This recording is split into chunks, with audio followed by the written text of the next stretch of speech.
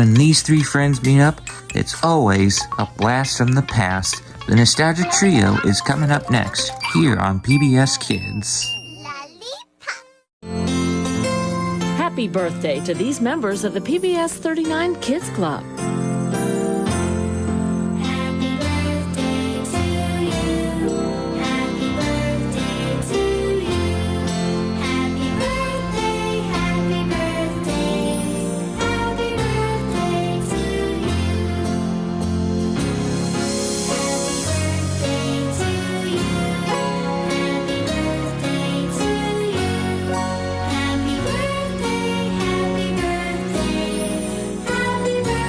For more information on enrolling your child in the PBS 39 Kids Club, call 260-484-8839 or visit wfwa.org. Coming up next, it's the Nostalgic Trio on WFWA 39 Fort Wayne.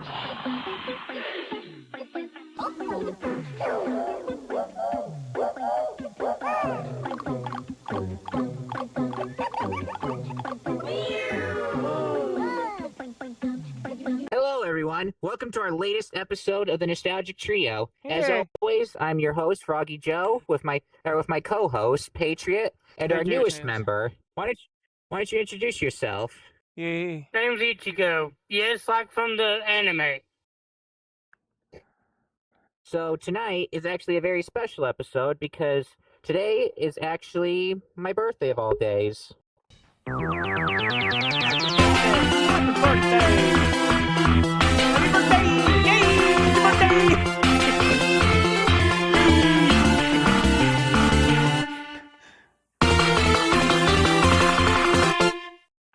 To celebrate the occasion, I thought I'd do something a little bit different. Tonight we're reacting to three things that I grew up on under the category of sight and sound, where it relies more on its sound cues than anything. While they have dialogue in them, they're very minimal. So, without further ado, let us begin. A few moments later. Yeah, we should have that sucker run. Here we go. Now it's running. George, let me, the circle. So Everybody, I if don't want to I'm undo that. Wait. Okay. Yeah, okay, I got it. So, funnily enough, this is the short I mentioned earlier, where this short might have actually inspired a Breaking Bad episode. Huh. Right, okay, I think I know what you mean. Yeah, I because did do it it- I did- essentially I had used to watch this in church. Hey, you used to watch this, go for it. Go ahead, Ichiko. I used to watch this type of stuff in church. Yeah. I used to watch this in general because I've always been a fan of VeggieTales in general, and this was actually one of my favorite out of the super shorts. It's not my favorite episode overall. That would go to the fourth episode, but in the super shorts category, this one is my favorite. But yeah, anyway, from what I heard, the whole idea of Walter trying to take down the fly in question was very similar to this one. Well, yeah. I mean, he's way more obsessive about it. Oh. Huh. Well, it He makes sense goes just in, because of the fact Walter that, goes insane. well, he probably doesn't want anything want any insects messing with his math. He wants no contamination. But it's also partial. Exactly. It's also it's not just a contamination. I think he's also he's fixated on it in Breaking Bad because he's I guess it's all the other things combining to make him stress out so much about this one detail. One detail he could actually fix is killing this fly. Fair enough, because sometimes certain things demand perfection, and that's one of those instances, because everyone knows if you don't actually get the chemical mixture right and all that, that sucker's bound to blow. Oh yeah. But honestly, I've also studied this series a little bit more, and I always find it fascinating how this is kind of like a combination between both Batman and Spider-Man, essentially. Okay. Because like the first two episodes of Larry Boy were actually had like a heavy Batman-esque aesthetic. The later one did something closer to Spider-Man. Then Okay. the fourth one actually did Justice League.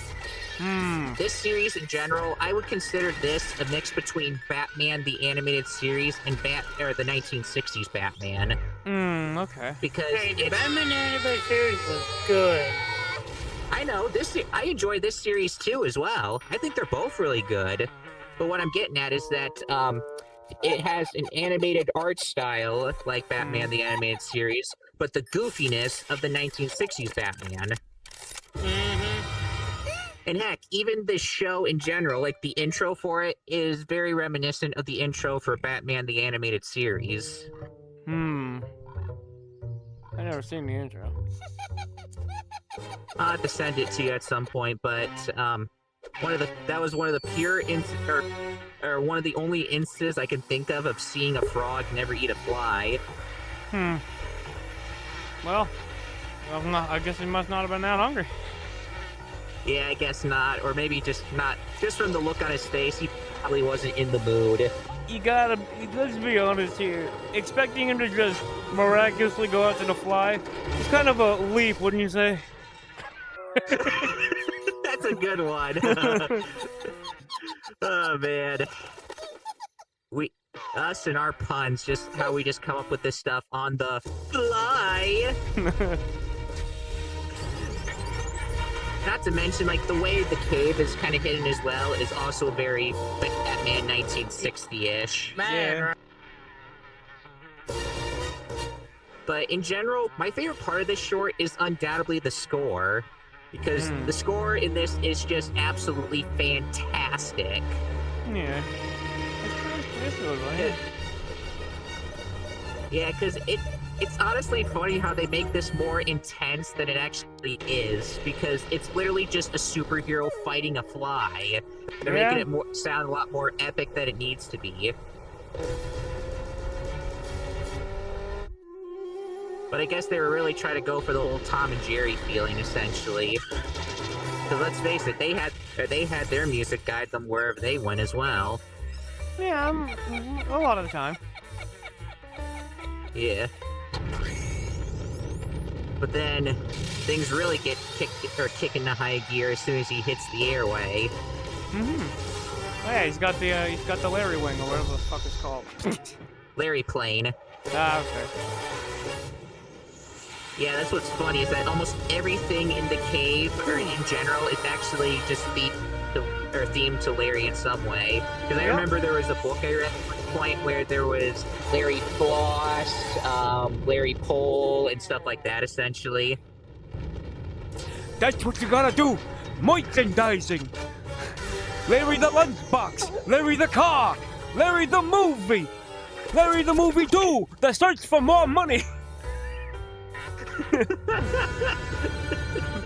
What's actually funny is that rumors have been speculating for ages now that a Larry Boy movie is actually in the works.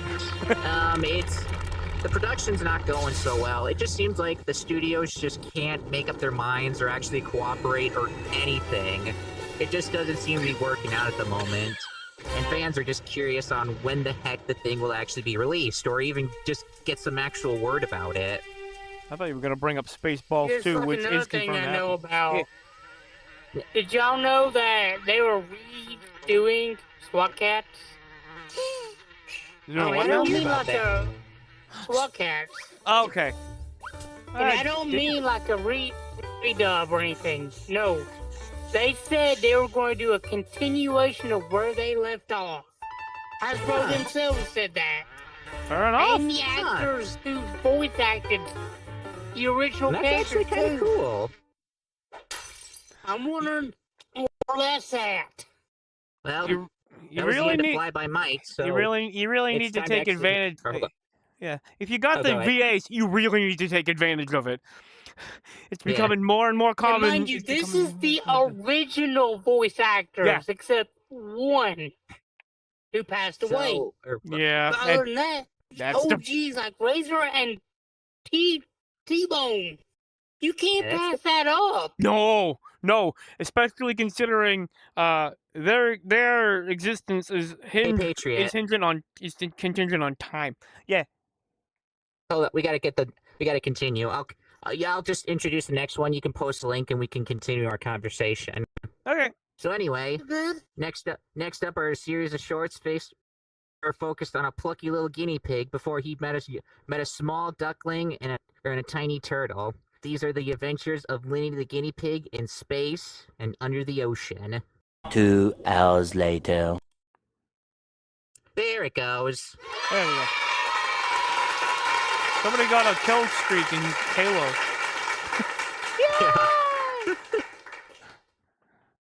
But yeah, these shorts were also nostalgic for me and my grandpa. Because one thing we used to do is, like, whenever the guinea pig in question, Linny, would actually do something, my grandpa would act like a parent and basically tell him not to do certain things, and when he did it, he'd go, "Linny!" It just act like all upset at him, and it was a great running gag for all of us. I understand that feeling. Me and my grandfather used to watch Star Trek together. Huh. But as you can also tell, he's being guided by... now. Yeah, he's also being guided by music from the Swan Lake Ballet. But yeah, the most interesting thing about these shorts is the pure fact that, like I previously stated, this is actually before the Wonder Pets show was actually made, and as you can tell, Linny is completely quiet. He's not saying anything. And this is probably the most goofy... Or go ahead. And then Ling Ling stole his name, or at least half of it. I thought it was Ming Ming. Oh. But close enough. I'm thinking Drawn Together. The little rat thing in Drawn Together is named Ling Ling. And they made a million Asian stereotype jokes. Yeah, because remember that terrible sales genie commercial with the pandas? They actually got pulled from the air because it was so racist. I don't remember that. I think it was a Super Bowl commercial. One of the pandas in that commercial was also named Ling Ling. Yeah, and the pandas also had extremely heavy Asian stereotype voices, like kind of like the whole W thing, essentially. Ah. Yeah, I'd rather not say it on the air, because last thing we need is getting in trouble. But anyway, yeah, it was kind of funny. I don't remember. It was kind of funny, just... Or go ahead. I don't remember the W thing. I know that one stereotype is to swap the L's and the R's because the language isn't actually a customer that is their That's what it was. It was the R, actually. That's what it was. I think with the W thing, you were thinking of eroticism, like Elmer Fudd has, or a lot of letters are replaced with the W. Yeah, I think I was getting that mixed up. But besides, as it was about to... if they're old enough and they want to look it up, they can. They know where to look. Well, yeah. If they were probably in the, like maybe say, one of Johnny Somali's streams on the air or something, if he was actually streaming anymore. Nick Jr. Because they can look up some of his... Or go ahead. Fuck, he isn't. Yeah, no kidding. That guy deserved all the prison time that was warranted. But anyway, as I was actually going to say earlier, it was kind of funny just seeing Linny actually get flung from the rocking space shuttle. Like, it was powerful enough to actually send him straight into the sky.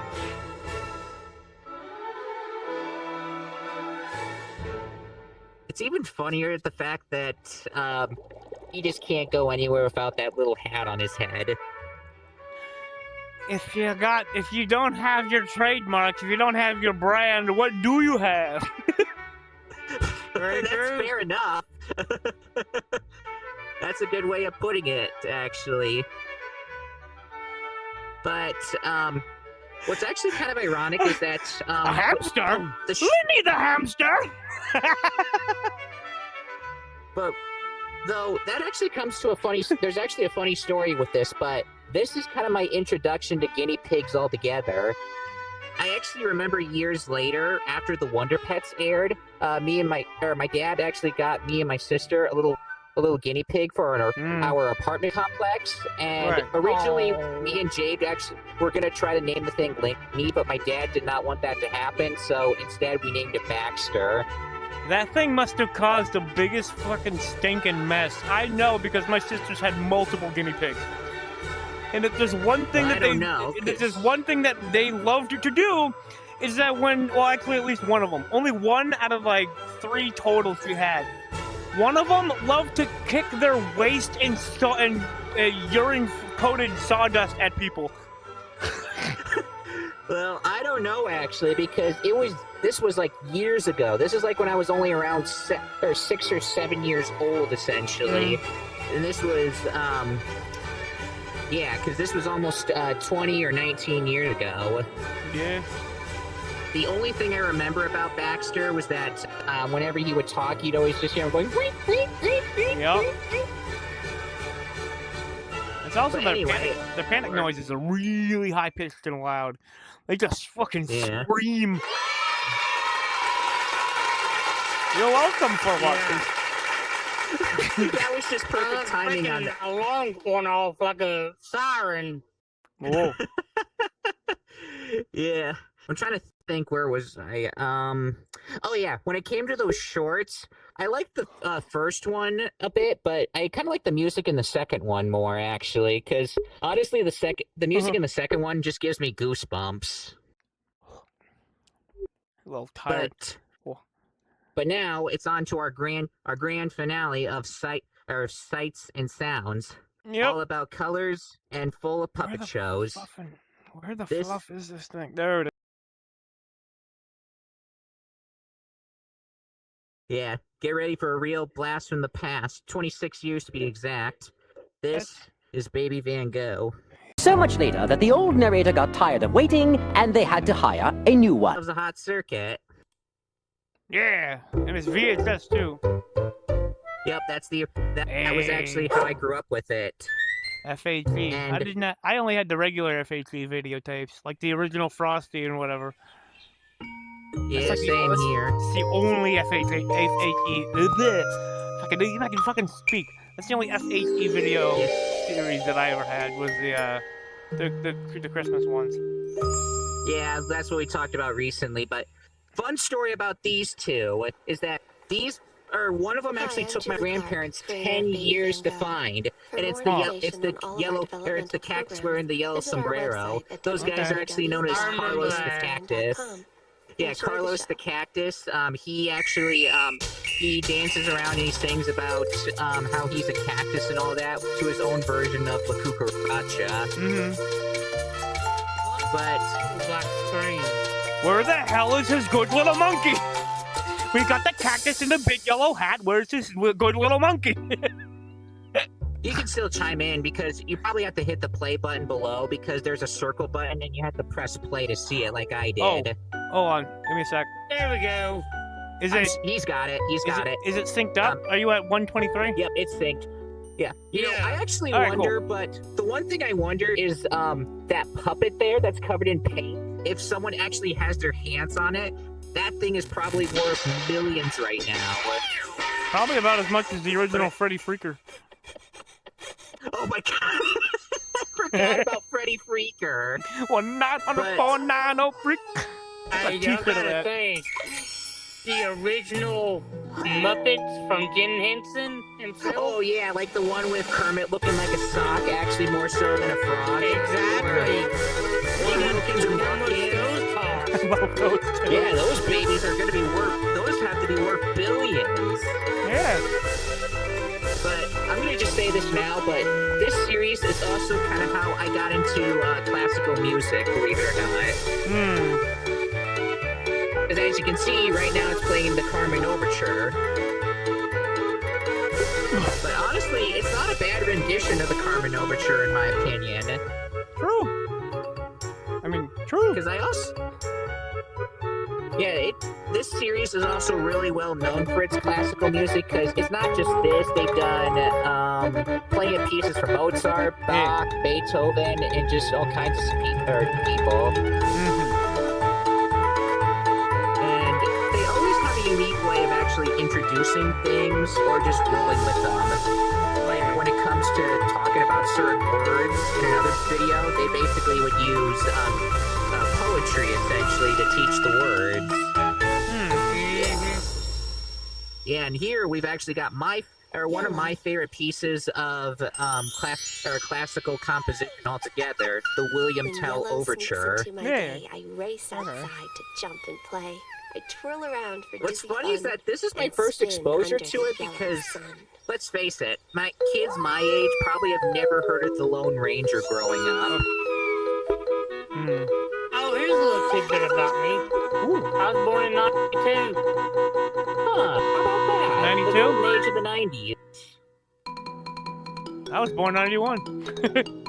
Huh. I was a millennia. Millennial. So yeah, that would make all of us millennials. Yeah, because I was born in 2000. Oh, well then you're not a millennial then. Because your active It's growth. on the cusp of it, though. Yeah. Or new millennia. Or new millennial. Yeah. Maybe Z?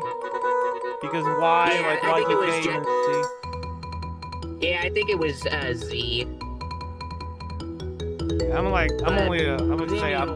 only a couple of months younger than Sonic the Hedgehog. I'm only 3 months younger than Sonic the Hedgehog as a series. And here I am! And you know what's actually kind of funny is that I randomly look up these toys on eBay at points, and some of these go for a pretty high buck, actually. I mean, because the rarity of these things, it's beyond astounding. Because I've seen many of these go straight for. How well kit they were. Yeah, I can definitely see that too. I mean, many of them are just go for like the triple digits. Like there's this one where it's essentially like one of the, it's like an old castle toy with some balls at the top of the pillars and so on. The ones I see of all the balls and the hammer that goes with it, those ones are actually worth the most, whereas just the basic castle set are pretty dirt cheap. We're talking about. That's crazy. We're talking We about should look up Black Lotus for MTG. Again, yeah. I couldn't make that out. You should look up the Black Alpha Lotus for Magic the Gathering. Yeah. Those types of... My friend of mine actually has all kinds of different Pokemon cards, and some of them are actually pretty valuable. I know, I'm just meaning in Gathering Ghost. It is worth like $1 million. Yeah, infamously expensive. Yeah, I more just mean like card games in general, essentially, because a lot of trading cards have different values is what I'm getting at, because my friend actually has a ton of valuable Pokemon cards in his disposal. And this is another piece. That reminded me of the first one we watched. That green puppet reminds me of the first one we watched. Ironically enough, those finger puppets are actually bugs. From what I've read, they're actually like bug finger puppets, essentially. Go ahead. That car right there, I actually have it just sitting on a shelf at my grandparents', actually. I had that for years now, actually. Here's a practical demonstration. I wouldn't get rid of it. The girl eating I a lemon. The girl eating a lemon reminded me of a thing that happened when I was going drinking with my mother and my older sister and her wife. We go out to a bar or whatever, and you know how with a lot of alcoholic drinks, they'll give you like a slice of fruit. I was just eating all of them. I was just like, good lemon, and I stick it in my mouth and just eat it. That's the same thing that would happen with my little. That's the same thing with my little brother when it comes to a thing of water, because some restaurants we would go to would like stick a lemon on a side of glass for a thing of water, and he would always go for the lemon. Oh hell yeah, that's good. That's some good citrus right there. Yeah. Yeah. And actually, you just missed it though, but they actually use the Hanna-Barbera sound effect when something gets smashed. You know, like the guitar smash, the sound effect. Quick draw McGraw's signature attack move. Come on! Yep. I also remember when it was used in SpongeBob when he destroyed that cello while he was singing about how great a friend Squidward was. Likes Patrick more than SpongeBob! Yep, that's the one. And What's actually funny is that this piece that's playing right now, Pictures at the Exhibition, was actually in a Mario game at one point. It was in Mario is Missing for the NES. And honestly, it wasn't a bad remix in that one either. But what I find especially funny is that those games were made by the same people that later did Simpsons Hit and Run. I've got that game actually. Yeah, same here. My dad had a copy for years, and since he really doesn't use his PS2 that often anymore, he let me have it. Hey, that's some I've of got it us for the too. GameCube. Huh, how about that? I recently, there's I like last year streamed it for PC. Huh, how But about before, that? before that, I Each- played it on the PS2. Huh, I guess each of us just have our own different means of actually playing the game in general. But, I say out of all that generation of consoles, like the GameCube, PS2, and Xbox, the Xbox was probably the one I played the least. It's hard for me to decide what I played more so, the PS2 or the I've got GameCube. an Xbox 360 and an OG Xbox. Yeah, I played both of them, but I'd say the one I played more would probably be the 360. I have 2 Sega Saturns. Dead ass. Oh, man. I got a Sega Genesis. Oh, I I got a- had one I since got I a was retro- a child. The My Genesis, grandparents actually the have a SNES, the NES. I have an NES console that I, in yellow crayon, wrote a couple of passwords for the Adventures of Lolo because I had nothing else to write it on. Huh. And here's a toy that everyone is familiar with. The Jack in the Box. Yep, the Jack in the Box. You know they But made anyway- a horror movie based off that? The jerk in the box. Yeah, I think I heard of wasn't that I'm trying to remember the name of that film because I heard about it, but I can't remember No, what it it's was. called Jack in the Box. That's the actual name of the movie. Huh. I see. I just thought I didn't make it out at first, but I see it was something else. But anyway, as I was Hey. gonna say, I have a retro console that can actually play NES, SNES, and Genesis games on it. And my grandparents actually have an old Genesis at one point, or had an old Genesis at one point. I've got a Nintendo. An 64. NES. On the topic of it, on the topic of the 64, that sound with the whatever the hell that puppet was that had the magic wand. I didn't really see it. All I know is that I heard the sound. That is the same sound that happens when you change the direction of the train in Paper Mario 64. Yeah, I noticed that too. I noticed that too. That's a game I grew up on. That one in Mega Man 64. I also have a Resident Evil PS1 and a PS3. I mostly played PS1 games via the PS2, but I actually have an old N64 just sitting in a box at my grandparents' because I moved out recently, and until I find a place, it's basically there just for storage. I collect I regularly collect N64 At least you games. know they'll take care of it. Yeah, I regularly it collect. originally was actually at their place for quite a while, and they actually had a good lineup at first, but then I added a few games of my own in there when I just started looking for games. Like, they had the original Mario Party, GoldenEye, F-Zero, and then I added some more in there, like the other two Mario Party games, Smash Brothers, Donkey Kong 64, and I even got the expansion pass for it. One game I would definitely recommend looking up. It was I think it's Hot Wheels Test Track for the 64. Because that game perfectly simulates the feeling of when you don't have a flywheel booster.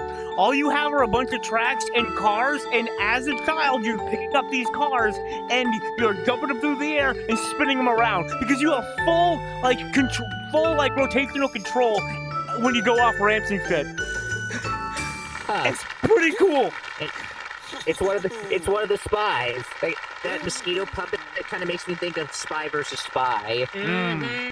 And we've all had. My brother actually had one of these ramp racers at one point, but he lost all the cars to it, and he even drew on them drew on the cars with marker. I think it was a black permanent marker that he drew it on. You know what's Spy vs. Spy actually is an NES game? Original Xbox. Yep, I got a Game Boy Color game of Spy vs. Spy, and it's very similar to the NES game. That's good music Speaking on it. of the original Xbox, I found one game for it. Oh, And it was what's a that? Bruce Lee game. Huh, that's not a Enter surprise, the Dragon. actually. I got two Huh, games. I think I heard of that one. I got two games that can work on the Xbox. One of them is pretty rare, but it's the predecessor to Jurassic World Evolution. You know, where you build your own Jurassic Park. It's Jurassic Park Operation that? Genesis. It takes the lore of the first three movies, and you do the same thing. You build your own Jurassic Park. Wow. That's pretty cool. So, I had to go looking for a copy of that. Then the other one is a game called Cold Fear. I don't know anything about it other than the fact that it's according to the cover art, you play as a guy on I think a cruise ship out at sea, and it's all like Arctic based, I think. I never got to play it because it doesn't work on the 360, and I don't have an original Xbox. Crazy, tricky. Well, I'm sure you'll find a copy eventually. What time did you find it? Like, what year? If you don't mind me asking. Oh, What do you remember? I found it secondhand. I have a copy of it. I just can't play it because I don't have the original Xbox. I don't remember what year it was. I can actually Oh, But give me a sec. I where can was- go. Oh, I was. Go see. Yeah, go for it. Yeah, as I was gonna say, that purple goat puppet actually, according to the wiki and just online and all that, the puppet's is known as Vivian. Huh. So, honestly, the entire time I was honestly also thinking of Vivian, that probably all of us are familiar with. Yeah. Vivian Madrano. No, I'm kidding. I know who you're talking about, but I'm saying Vizzy Pop. Honestly, I don't get the hate. I don't get the hate with it because I get it's a little much at points, but I still get enjoyment out of her work. Like I still enjoy Hazbin Hotel or Hell of a Boss. The point is that the point that people make is that it's not swearing to convey a point. It's swearing for the sake of swearing. And it feels like a teenager. It feels like a teenager whose parents finally said, "Okay, you can say the fuck word." Well, I also like to think of it for setting because I mean, let's face it. Have you actually heard of a clean hell like that? Because I mean, of course, a lot of people in that place would actually be swearing like that. So to me, it's kind of like a setting thing as well. I mean, I fucking haven't fucking heard of a fucking clean hell, but that doesn't fucking mean that it fucking has to be fucking said every fucking sentence. You see what I'm talking about? He overuses it so much. And that's the point a lot of people make, is that it's just every sentence has to have a fuck in it. Or some other kind of expletive. Regardless, it's just something I don't look too deep into because I more just enjoy the overall stuff versus just the little things. Oh, I mean, I certainly enjoy Vivzy's work, but again, you can pick up a thesaurus, please. Yeah. I actually have that locomotive there. That thing's known as Crazy Train. I unfortunately lost the tracks ages ago, but I got the train just sitting on a little shelf actually. Honestly, at the time, it was kind of an interesting idea of how he would just go around in circles, flip the bridge over, and then just go around again. Actually, it was a simple idea, yet kind of endearing when I was little. A lot of stuff. Honestly, I still think that the stuff I messed around with when I was younger. Well, I won't deny that today there's still some creative ideas in products and all that, but some of the older stuff just still has a lot more nostalgia, and they're a lot more creative in the past. Oh yeah. I guess, yeah. It's the same thing that goes with shows. Like cartoon nowadays. Yeah, I'll give it this. There's some good shows. Yeah, I agree with that. 90 to 2000, like pretty much between Patriot to us, age-wise, were some of the best shows. When I wake up, Oh, yeah, I got a butt. Yeah, I agree. I mean, like, look at some of the stuff they aired on PBS in the past, because I've grown up around the 2000 era of stuff on PBS, and most of the stuff they air on PBS nowadays, it's just not really that noteworthy, with a few exceptions. There are a few I've heard of that I should check out at some point, but I just haven't had the moment to. But the point being is that more people are actually showing some of the PBS stuff they grew up on in comparison, or to their kids, in comparison to what they're airing on the TV today.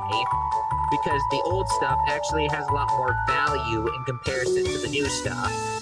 This dead ass would have been a toy I would have loved as a child. Yeah. My ADHD brain would have loved all this fucking motion. I love slot cars, but I never really got to have many. Yeah, because this was a series I practically grew up on when I was younger, and it's kind of the same with, say, the original Clifford show they used to air on PBS as well. More adults are able to show their kids something like that because there's a lot more value in it. Yeah. Other ones I enjoyed growing up were stuff like that, Between the Lions, Dragon Tales, Sesame Street. All those ones are just absolute classics. I actually saw something here recently about Dragon Tales. Huh, what's that? You know the song that they sing, right? Mikey and the other one? You mean Zack and Weezy? Actually, yes. I couldn't remember the name. I remember one. Yeah, it was Zack and Weezy. Parents actually used to, how do I say it? Promote them doing that? Because it was sort of like not like a lore, but more like a... Minimum wage? No, it's something to do with mythic. Ah, I see. Mythical creatures. Yes. They said that the thing that they had, the rhyme, was an actual thing that parents promoted. I didn't know that the rhyme that Emmy and Max said was actually an actual thing. Huh. Yeah, that's what I saw. If I can find the video, send it to you. Yeah, I always remember that chant of I wish with all my heart to fly with dragons in a land apart. Yeah, that's actually something parents actually promoted the kids to do. Because it was sort of like a, like a thing of imagination, essentially? Yes, but not in a bad way that a lot of people would think. It was a good thing. That's honestly surprising. Yeah, it would surprise me too. Yeah, but anyway, with that show in general, I always get a kick out of Zack and Weezy nowadays, just because of their clashing personalities and the pure fact that they can't get apart from each other. I just can't get away from her. She's always there. I turn there, there's Weezy. I turn over there, there's Weezy. I just can't get away from her. Oh, come on, Jackie. It's not that bad. It's the worst. I want to rip my own head off. But yeah, now I'm pretty sure this is another classic piece everyone would be familiar with, because this is the classic Hungarian lullaby. Yeah. Because honestly, I'm pretty sure any kid listening to this would just basically melt into the bed almost as soon as they heard this sucker. I mean, it depends. Yeah, especially like if they're really just about ready to get knocked out cold or something, like just from exhaustion. But yeah, and this is also where Van Gogh here basically paints one of Van Gogh's most iconic paintings. Ironically enough, a few months ago, I got a Lego set of that iconic piece. Because honestly, I don't know anyone that isn't actually familiar with the piece in question. And of course, we get a beautiful sunset. And the piece in question, the Starry Night. Yeah. Yeah, because they actually made a Lego set of the Starry Night, and honestly, the Starry Night is one of my favorite paintings. My first Lego building stream, which was a couple of weeks ago, I built the Cyclone from Sonic Adventure 2. It's the plane that Tails flies. And, I think I've got that one actually. Another model that I want to do, and I want to be able to try to find it, is I want to do another building stream of that Lego set, which is the model of a shipping truck that is selling other Lego sets. Yeah, because I had the Cyclone set, but unfortunately, I had Metal Sonic on a thin railing, essentially like a thin shelf, essentially, and he fell off. And I'm pretty sure one of the dogs possibly ate him because I couldn't find where Metal Sonic went. And this is also one of my favorite covers of the 1812 Overture. I would say something about the Lego, but I don't know how I feel about there's stuff going on, so I'm not gonna say anything else. Oh, you're talking about the whole bricks and minifigs thing going on. Yeah, that story's kind of insane. That is a crap show. Yeah, yeah, no kidding. That's what I call a rabbit hole with that one. Almost every YouTuber's talking about it. Legal Mindset, Moist Critical, they're all on it. Leaflet. That I watched called SCP-1471 or Mallet version 2. Let's just say he said one thing yesterday. Well, they said, if Lego would open their mouth and say one word, the whole situation would go bye-bye for good. Well, technically it'd have to be 3 words: cease and desist. No. Yeah. Get him kicked out of the That's not what they said. They said this. You are no longer a co-partner of Lego. If they said that, they could... pretty much, if they said that you're only a sales store now, not like a co-partner or something. Yeah, I see. Like their own self-contained store, essentially, versus being tied to Lego altogether. They seriously just need to be dropped by Lego for any kind of supplies or anything. They're irreparably damaging the brand. They need to be dropped. Exactly, because of the pure fact they're just making Lego look bad altogether. Yup. Hey, Luna. Sorry, I get a kitty. Aww. Right here at me. But yeah, she wants me to feed her too much.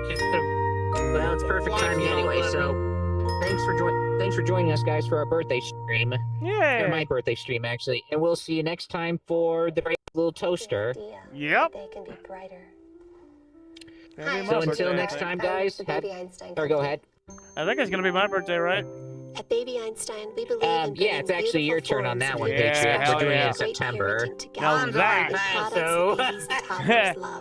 that is a movie I grew up with from it's between 5 and 8. It's between 5 and 8. I saw the Brave Little Toaster. Yeah, I was literally the victim of. Oh, this looks like a cute movie. Let's show him. Parents love our products because we offer anything that provides baby-friendly learning adventures for adults and children to share. You're saying, Ichiko? Babies love our products because we capture the sights and sounds of their world this is cute in captivating and sometimes silly ways. I don't think I got really scared by it, but then again... No, I mean lovely sounds on all of our products. No, it wasn't my parents, it was my aunt. She was a fairly religious woman. We also but you get what I mean. Yeah. Real world objects. Then again, I don't know if she even saw whatever. Oh, don't blah me, you stupid dragon. Our award-winning videos offer exposure to a variety Oh yeah, you actually. So that was one of my sister's favorite moments in those old videos, actually, as well. I'm surprised you even know about that. Baby Bach to classical what now? music. The dragon going. Baby Shakespeare to it just happened. Poetry. Oh, I guess it must have cut from. To colors through it just showed on the screen. It just showed on the screen. It's just like, blah, like, don't you fucking blah at me. Oh, I guess it must have been showing something different for me, actually.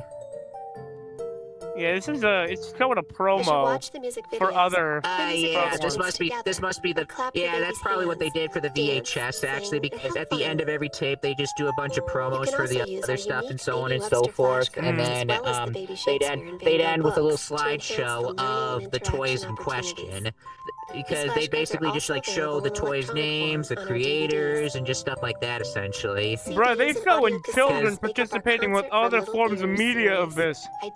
There was a kid on a. There was a girl on a freaking what's it call it? The colored iMac. There was a girl on one of them colored iMacs. Are reserved for the future of my children. I remember Like your own. one of the My things that kids was are also full like a of little natural playhouse curiosity essentially, and wonder. and then It's both the great later on, challenge like and reward of after the parenting promos to actually over, satisfy like I these said, that's when they uniquely human basically traits. just showcased At the the Baby toy, or what Einstein they Company, call the toy we take chest. great pride in making And then once this again, our they actually mission. played the Blue Thanks so Danube. much for your support. But what's funny is that that dragon in question is actually their mascot. His name, they call him Bard the Dragon. I bet Dad Pest doesn't know a single thing about playing an instrument. Who does he think he is, calling himself a bard? He turns on a record player and just plays the music. He ain't playing by hand. What hands? He's just a head. He's just a head with a mouth that goes bleh.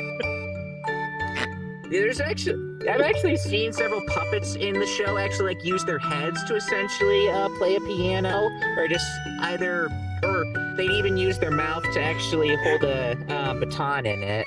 I'm just imagining you say that and just like playing with the mouth. This is the hand puppet. This hand puppet style. Yeah, they basically would just hold stuff in their mouth, essentially. Like, the dragon in question, Bard, at one point in another video, to throw a snowball, he actually had a snowball in his mouth, and then that was how he threw it. Oh, so he's got ice breath. So he's got ice breath instead of fire breath. I could see that. But anyway, that Bled thing was actually the first puppet show that was ever seen on that show, because he just walks in, just entertains the kids for a little bit by looking back and forth, then he just goes bleh. And then some dude who thinks he's got a better vision than the original creator comes in and says, "I have an idea," and he just creates a creepy a horror version of it that just eats faces. Yeah, I think I heard some people actually kind of got nightmares over Bard at one point. Yeah, anything's nightmare. Anything is nightmare worthy. You don't understand it. Yeah. Yeah, no doubt. But anyway, I hope you guys had a good time with us as well, and we'll just see you next time, actually.